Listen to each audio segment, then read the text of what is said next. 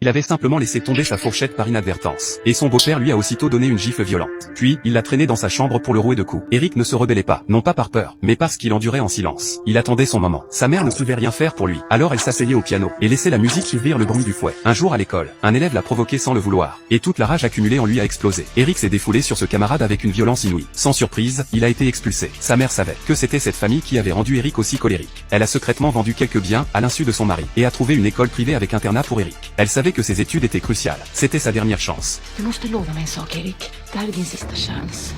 Lova. Tilde, lova det. Eric est arrivé seul dans ce nouvel établissement, avec une promesse faite à sa mère. Il obtiendrait son diplôme, quoi qu'il en coûte. Mais cette école, sous son apparence paisible, cachait en réalité un monde impitoyable. Les élèves y étaient divisés selon la richesse de leur famille. Jacques, le plus fortuné, était naturellement devenu le président du conseil des élèves, avec le pouvoir de punir à sa guise. Et les professeurs laissaient faire. À peine arrivé, son camarade de chambre, Pierre, l'a averti, ici, ne te fais surtout pas remarquer. Sinon, tu ne tiendras pas longtemps. Eric ne comprenait pas encore ce qu'il voulait dire. Le lendemain, à table, il a fait une remarque désinvolte sur les méthodes d'un professeur. Un des acolytes de Jacques l'a entendu, et lui a immédiatement ordonné d'aller se mettre au piquet. Du vägrar? Ja, jag vägrar. Ja, då blir det väggen.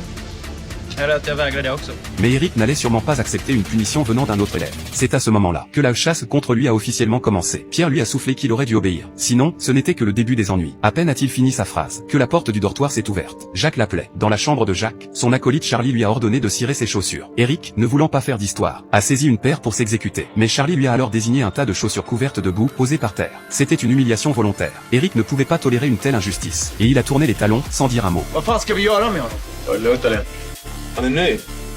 Le lendemain après les cours, Charlie l'a bousculé exprès, puis a fait mine d'avoir été agressé, exigeant des excuses. Eric a refusé. Charlie lui a alors lancé un défi. Nu betraktar du som utmanad. I rutan. Klockan 7.